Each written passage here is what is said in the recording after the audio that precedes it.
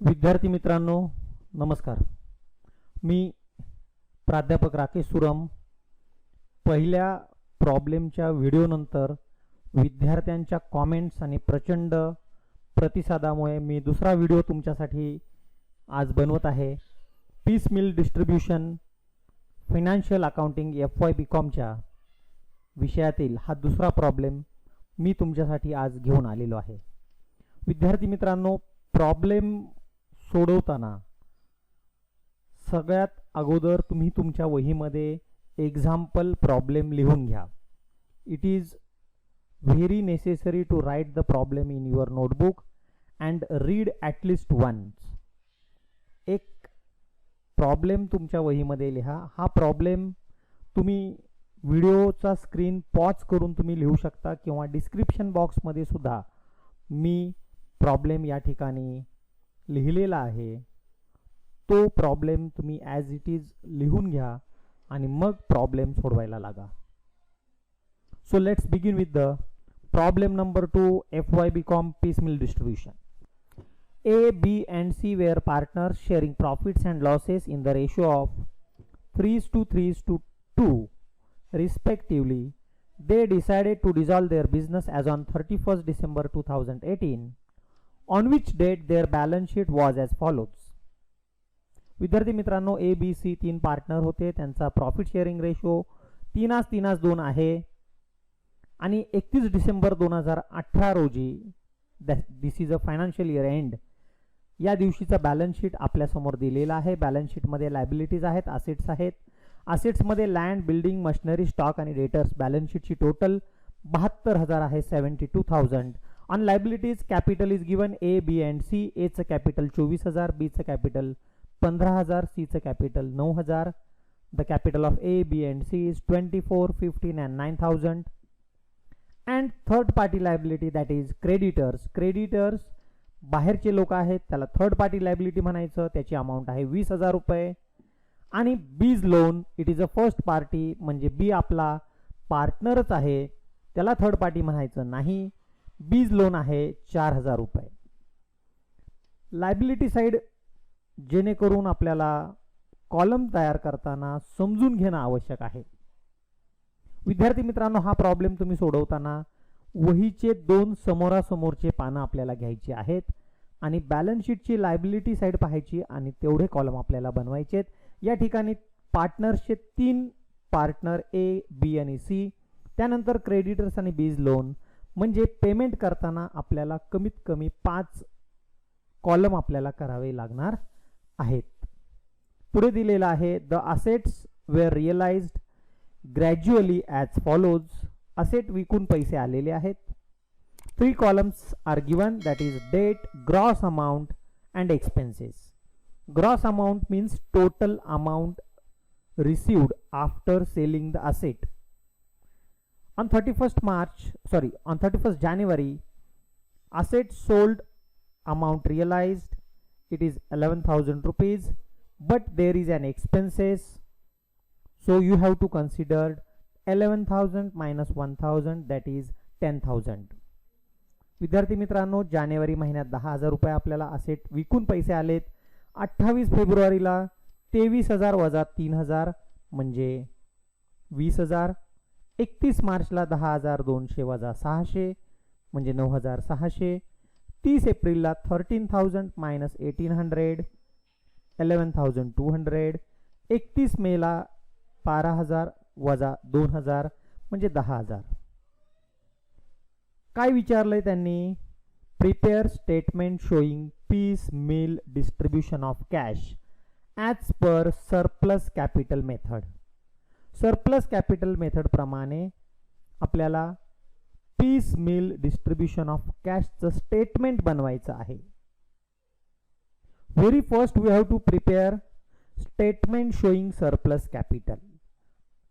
Whenever we will pay the amount to the partners, we have to decide which partner has brought excess capital, surplus capital. जो partner जास्त पैसे आणतो than that of required capital, we have to pay. या ठिकाणी A, B आणि C. If you compare the capital just by observation. You cannot say who has brought the more capital, and for that purpose we have to make the calculation. We have to prepare the statement showing surplus capital. So let's begin. Be with your pen, take your notebook and keep calculator with you, because from first year BCom till MCom calculator is now allowed in your examination. परीक्षेला calculator allowed आहे विद्यार्थी मित्रांनो. सगळ्यात पहिले heading टाकायचं आपल्याला, statement showing surplus capital. Statement showing surplus capital. यामध्ये 4 column आपल्याला तयार करायचे आहेत. बॅलन्सेस, पर्टिक्युलर्स आणि कॅपिटलचे 3 कॉलम ए, बी आणि C. Very first, write down the balance as given in the balance sheet. So balances as per the balance sheet, that is the capital balances which is given in your example. A's capital is 24,000, B's capital is 15,000, C's capital is 9,000. आपल्याला काय शोधायचं? You have to find out the surplus capital. जास्तीचं भांडवल कशापेक्षा? Than that of required capital. त्यांच्या profit sharing रेशोच्या प्रमाणामध्ये भांडवल आणलेलं पाहिजे. After writing balances as per the balance sheet, the second step, if there is any general reserve, reserve and fund, profit and loss account or any other fund or reserves, कारण आता आपण डिझोल्यूशन करतोय, partnership फॉर्मचं डिझोल्यूशन करतोय आणि dissolution मध्ये आपण step by step, piecemeal, टप्प्याटप्प्याने क्रेडिटर्सला, लायबिलिटी होल्डर्सला पैसे देतोय. तर सगळ्यात पहिले जर तुमच्याकडे काही reserve, surplus, profit and loss जर बॅलन्स असेल तर तो पार्टनर्स मध्ये वाटायचा. या एक्झाम्पल मध्ये तसं काही नाहीये. इथे फक्त पार्टनर्स कॅपिटल, क्रेडिटर्स आणि बीज लोन म्हणजे partners loan. Second step, write down the ratio. Their profit sharing ratio is given in your example 3:3:2. Profit sharing ratio 3:2 दिलेला आहे. Then divide the total capital by their ratio. एने capital आणलंय 24,000 रुपये भागिले 3. B's capital is 15,000 divided by 3. C's capital is 9,000 divided by 2. So your answer is 8,000, 5,000 and 4,500. Here you have to compare who has a lowest amount of capital for per unit. हे काय calculate केलं आपण? दिस is CPU, computer मधला नाही. दिस is capital per unit. म्हणजे एका हिश्श्यासाठी C ने 4,500 रुपये कॅपिटल आणलं, बी ने 5,000 रुपये आणलं. कसे आले 5,000? 15,000 डिवायडेड बाय 3 म्हणजे 5,000.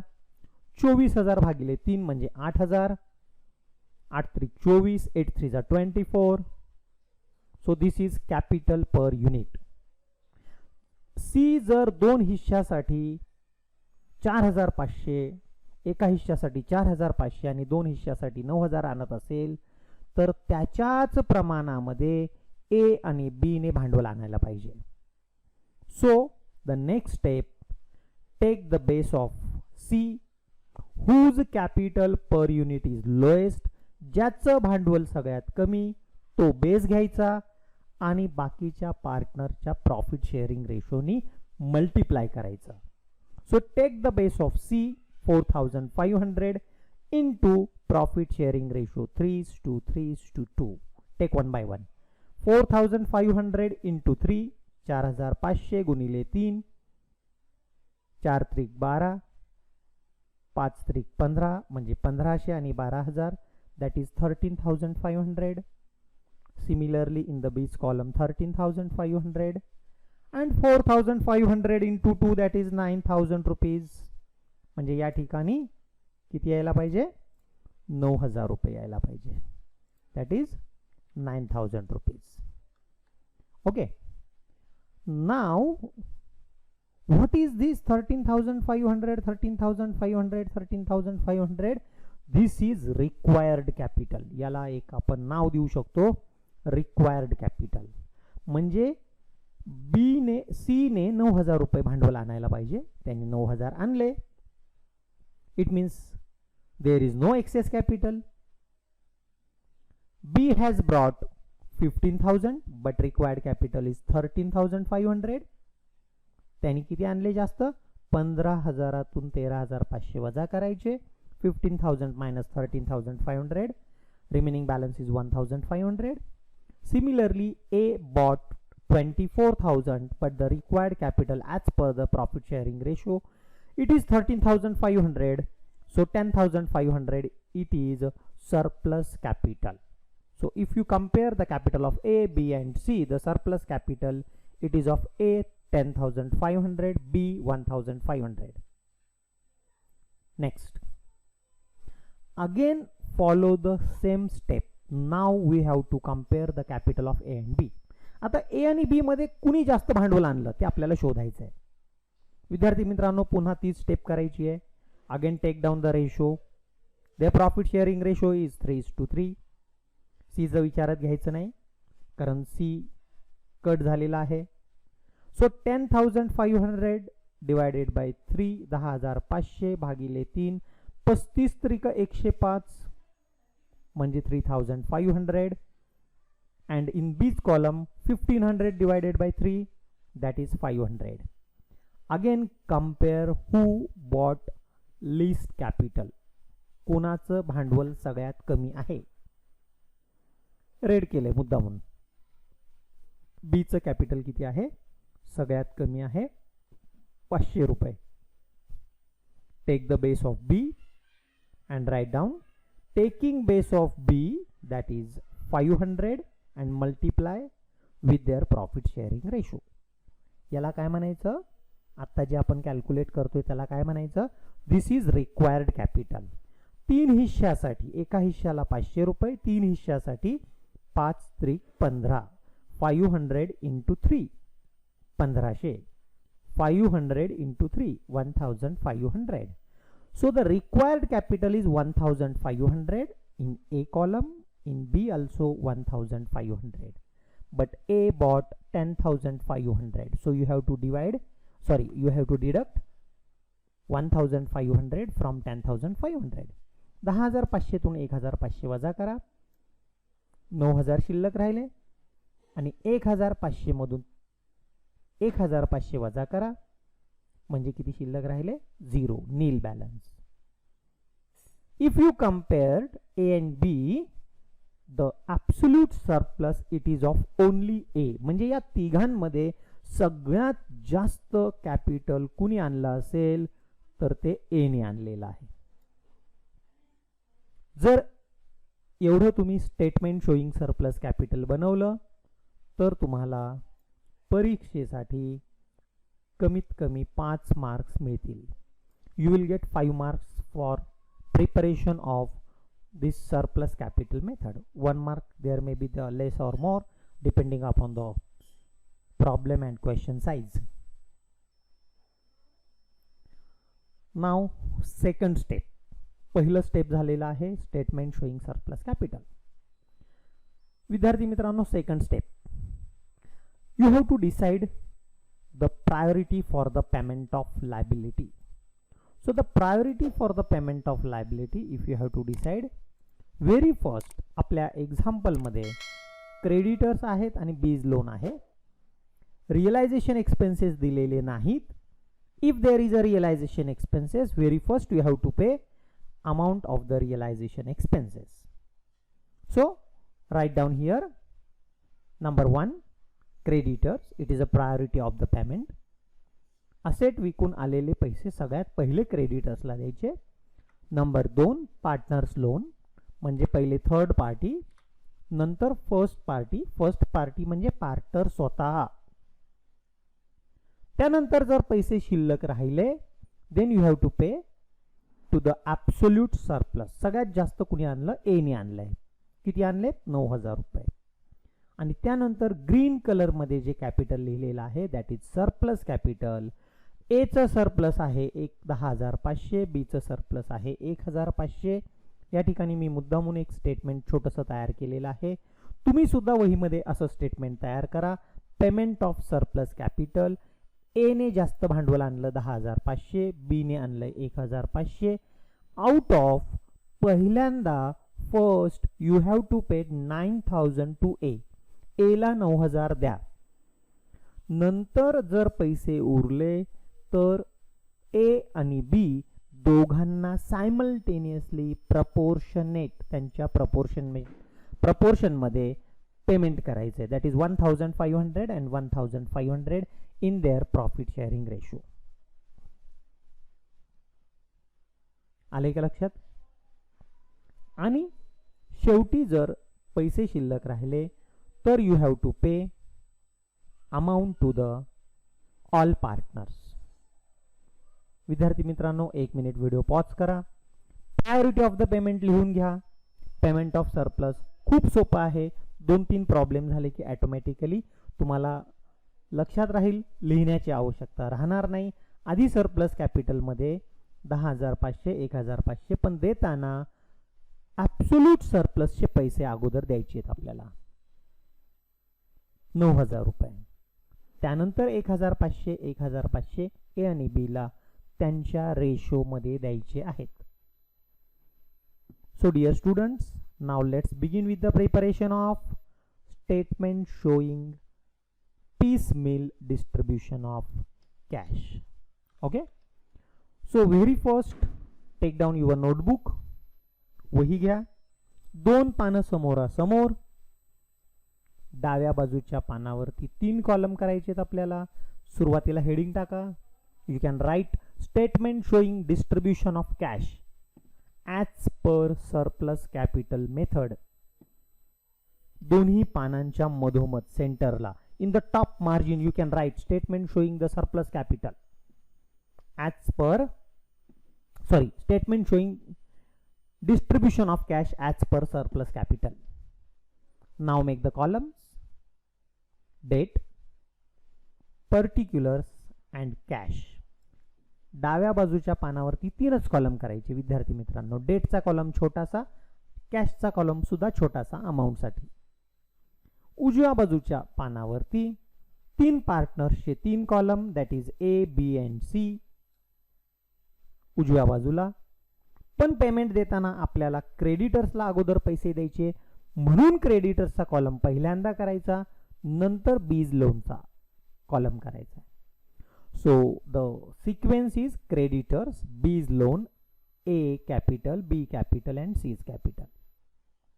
लक्षात राहण्यासाठी आपण या ठिकाणी त्यांचा प्रॉफिट शेअरिंग रेशो लिहिणार आहोत. 3:2, 3:2. Okay okay, shall I proceed? जायचं पुढे? Very good. तर आता आपण पुढे जाऊया. सगळ्यात पहिले लिहायचं आपल्याला very first, as you have written the first sentence in the surplus capital statement, similarly same statement you have to write the balances as per balance sheet. Here you can write the date, either the date of balance sheet or the next date. 31st December घ्या किंवा 1st January घ्या, कोणताही चालेल. We will take the 1st Jan. balances as per balance sheet. Example मध्ये पहा, cash balance आहे का? नाहीये. क्रेडिटर्स 20,000, बीज लोन 20,000, सॉरी बीज लोन 4,000, एज कॅपिटल, बीज कॅपिटल, सीज कॅपिटल 24, 15 अँड 9,000. आधी कॅपिटल मांडून घ्यायचं. इथपर्यंत तर तुम्हाला काही अडचण नसायला पाहिजे. If there is any general reserve, reserve fund, profit and loss, इथे सुद्धा वाटायचं आहे. जर general reserve, reserve fund, profit and loss किंवा एनी अदर फंड तुमच्याकडे शिल्लक असेल तर तो पार्टनर्सचा अधिकार आहे. वाटून टाका, डिस्ट्रीब्यूट करा. जरी स्टेटमेंट शोइंग सरप्लस कॅपिटल मध्ये तुम्ही ते डिस्ट्रीब्यूट केलं असेल, again you have to distribute, but there is no profit, surplus, reserve. Second step, payment. Realisation expenses आपल्याकडे नाही आहेत, त्यामुळे तो खर्च आता आपल्याकडे नाही आहे. आपल्याकडे पैसे पण नाही आहेत, म्हणून नेक्स्ट लाईनला लिहायचं आहे असेट्स रिअलाइज्ड, असेट विकून पैसे आले. एक्झाम्पल बघा, 31 जानेवारी. एक्झाम्पल लिहून घ्या. अजूनही एक्झाम्पल लिहिले नसेल तर व्हिडिओ पॉज करा, एक्झाम्पल लिहा. 31 जॅन, असेट्स रिअलाइज्ड. प्रत्येक वेळेस एकच वाक्य लिहायचं, पाठ करून ठेवा. Assets realised. 11,000 ग्रॉस अमाऊंट दिलेली 11,000 मायनस एक्सपेन्सेस, इथेच वजा करून टाका, ब्रॅकेटमध्ये लिहा, नाही लिहिलं तरी चालेल. So 11,000 minus 1,000 that is 10,000 rupees. Now you have 10,000 rupees. आता सिक्वेन्स, आधी क्रेडिटर्सला पैसे द्या, नंतर बीज लोनला द्या. 10,000 आहेत, लिहून टाका. Write down on the next line. Less paid to creditors. परत डेट लिहिण्याची आवश्यकता नाहीये. 10,000 rupees. Write the 10,000 rupees in the creditors column. So remaining balance is 10 minus 10 0 nil. Creditors balance is 10,000. Now you have no cash. पैसे संपले. Second installment. See the second installment.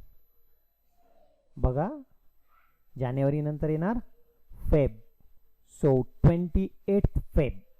Assets realized. Assets विकून पैसे आले. 23,000 minus 3,000. Gross amount minus expenses. खर्च वजा जाता. Cash मध्ये किती लिहिणार? 20,000. तुमच्याकडे आता किती आहेत? नाव यू हॅव 20,000 रुपीज. कुणाला देऊ शकतो? बोला बोला बोला, कुणाला देऊ शकतो? येस, क्रेडिटर्सला. किती द्यायचे क्रेडिटर्सला? फक्त 10,000. तुमच्याकडे किती आहेत? 20,000 शिल्लक आहेत. 10 दिल्यानंतर आणखी 10 शिल्लक राहणार. आणखी कोणाला देऊ शकता तुम्ही? राईट, बीज लोन. म्हणजे 14,000 रुपये आता आपण पे करू शकतो. So write down, less paid to creditors and B's loan 14,000. 10,000 क्रेडिटर्सच्या कॉलम मध्ये, 4,000 बीज लोनच्या कॉलम मध्ये. 10,000तून 10,000 गेले, नील.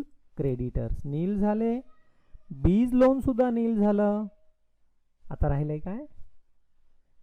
कॅश बॅलन्स तुमच्याकडे शिल्लक आहे 6,000. Once third party and first party liabilities have been paid, now you have to pay to the surplus capital. आता ज्या पार्टनरनी जास्त भांडवल आणलं त्याचे पैसे आपल्याला द्यायचे. बघायचं का परत एक्झाम्पल सरप्लस कॅपिटलचं? हे पहा, या ठिकाणी किती आणले होते? ए ने सरप्लस किती आणलं? 10,500. बी ने आणले 1,500. पण त्यापैकी एच ॲब्सोल्यूट सरप्लस आहे 9,000. आपल्याकडे किती पैसे आहेत शिल्लक आता? 6,000. देऊन टाका. हां, असं नाही करायचं. आता 6,000 आहे, 3,000 कमी आहेत, आपण असं करू, असेट रिअलाइज करू आणि एकदम पैसे देऊन टाकू. मग तसं तर खूप सोपं झालं असतं. सगळे असेट्स रिअलाइजची बेरीज एकदम घेऊन टाकायची आणि सगळ्यांना पैसे देऊन टाकायचे. हे तसं नाही आहे. आपल्या टॉपिकचंच नाव आहे पीस मील. मील, पीस म्हणजे तुकड्या तुकड्याने, मील म्हणजे जेवण. जसे असेट्स रिअलाइज होतील त्याच प्रायोरिटीने आपल्याला इमिजिएटली पेमेंट करायचं आहे.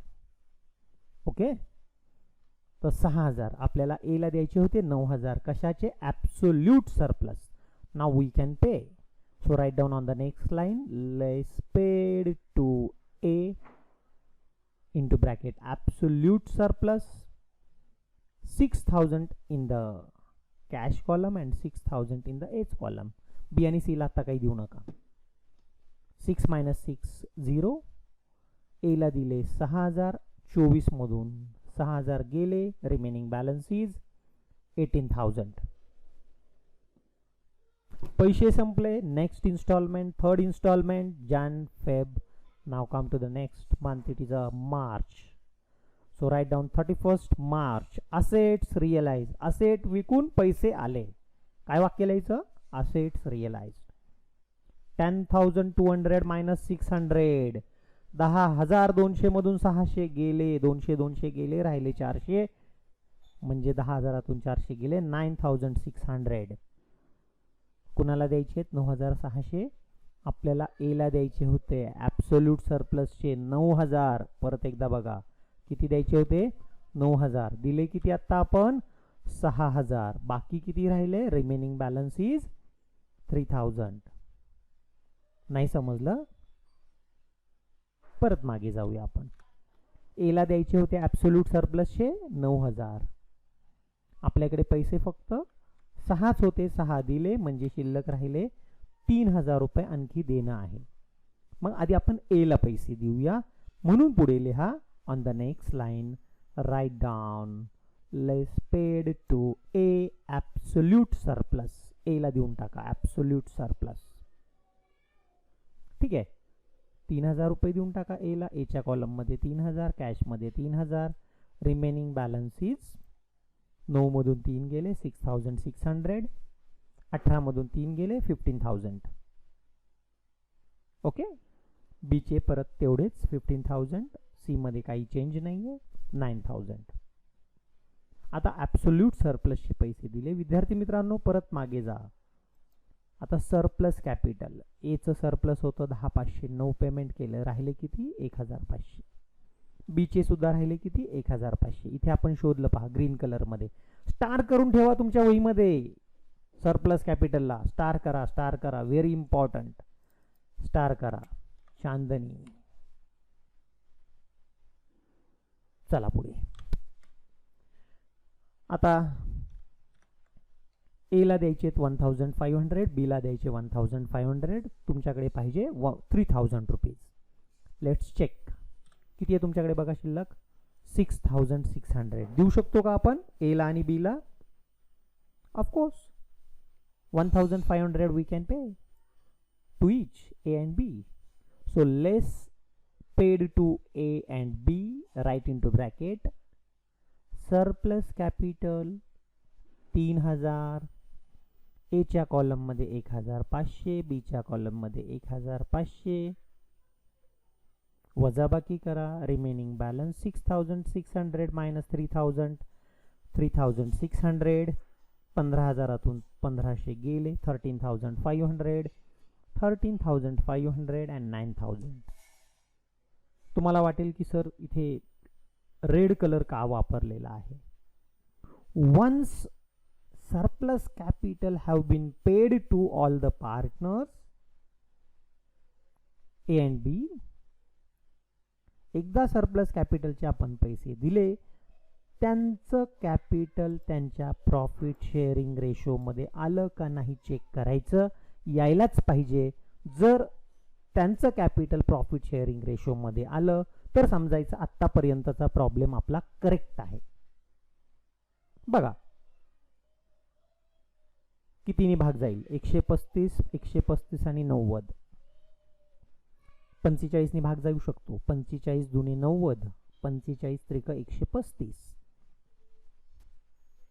4 त्रिक 12 आणि वरचे 5 5 10 15 म्हणजे 120 आणि 15 म्हणजे 45 दुने 90. 45 त्रिक 135. 3 3 2. याच्या पुढे अगदी सोपं आहे. उरलेले पैसे सर्व पार्टनर्सला आपल्याला द्यायचे आहेत. त्यामुळे लिहून टाका पुढच्या ओळीवरती लेस पेड टू ऑल पार्टनर्स 3:3:2. 3 3 2 त्यांची बेरीज होती 3 आणि 3 6 2 8. 3600 डिवायडेड बाय 8. 3600 भागिले 8. कॅल्क्युलेटर वर करा तोंडी करा कसंही चालेल. 8 1 8 8 2 16 8 3 24 8 4 32. 4 रिमेनिंग बॅलन्स इज 4. 8 5 40. किती आलं एका हिश्श्याला? एका हिश्श्याला किती आलंय 450. 450. मग 450 करून दाखवू का इथे? नाही समजलं? ओके. 3600 भागिले 8. हे एक्सेल आहे त्यामुळे इथे फॉर्म्युला आपण वापरू. कोणतंही मॅथमॅटिकल कॅल्क्युलेशन करताना इक्वल टूचं बटन दाबायचं. 3600 हे भागिलेचं चिन्ह भागिले 8 म्हणजे ते सेल आहे J12. किती उत्तर आलं 4500 एका हिश्श्याला for 1 unit. So 4500 into 3 into 3 into 2, that is 1350, 1350, 900. देऊन टाका, वजाबाकी करा. 3600 minus 3600, Neel balance.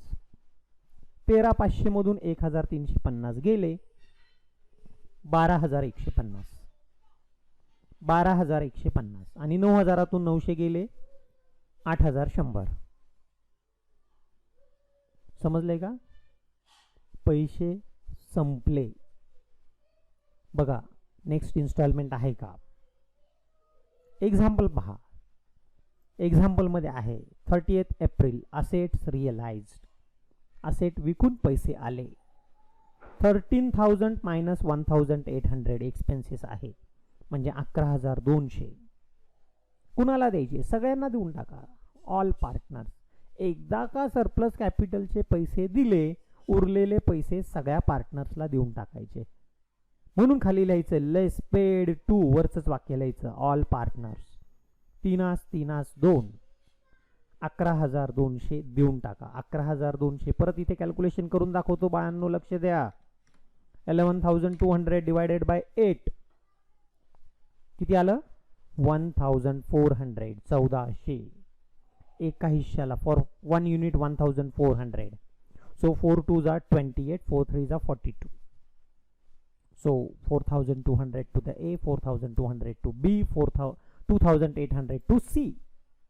4,200, 4,200, 2,800. Remaining balance is, पैसे काही शिल्लक नाही. 4,200 दिले, 12,150 वजा 4,200, 7,950 दोन्ही कॉलम मध्ये. 8,100 वजा 2,800, शिल्लक राहिले 5,300. पैसे संपले. Next instalment. एक्झाम्पल बघा, आहेत का पैसे? 31 मे, 30th एप्रिल नंतर 31 मे 12,000 वजा 2,000 एक्सपेन्सेस, म्हणजे आलेत 10,000 रुपीज. म्हणून वाक्य लिहायचं 31st मे. डेटच्या कॉलम मध्ये. पर्टिक्युलर्स मध्ये असेट्स रिअलाइज 12,000 मायनस 2,000. कॅश मध्ये 10,000. 10,000 शिल्लक आहेत, सगळ्यांना देऊ शकतो. पुढच्या ओळीवर लिहायचंय less paid to all partners. 3 2 3 to 2. So 10,000 divided by 8. Calculation करतोय बघा इकडे. 10,000 भागिले 8. फॉर्म्युला ऑलरेडी आपण लावलेला आहे. Remaining balance is 1,250. 1,250 गुणिले 3, 12 3600 वरचे 150, म्हणजे 3,750, 3,750 अँड 2,500. वजाबाकी करा. हा शेवटचा हप्ता होता. आता पैसे संपलेले आहेत, त्यामुळे जे काही शिल्लक राहील, 10 मधून 10 गेले नील. 7,950 द्यायचे होते, 3,750 दिले. Remaining balance is 4,200. हे पैसे आपण देऊ शकत नाही. We cannot pay 4,200 and 2,800 to C. So this is realisation loss. याला आपण रिअलायझेशन लॉस असं म्हणायचं. विद्यार्थी मित्रांनो, प्रॉब्लेम कसा वाटला कॉमेंट बॉक्समध्ये अवश्य लिहा. तुमच्या सूचना असतील तर माझ्यापर्यंत अवश्य पाठवा. माझा ईमेल ॲड्रेस शेवटी दिलेला आहे, rakeshsuram@gmail.com. अजूनही माझ्या चॅनलला सबस्क्राईब केलं नसेल तर चॅनलला सबस्क्राईब करा.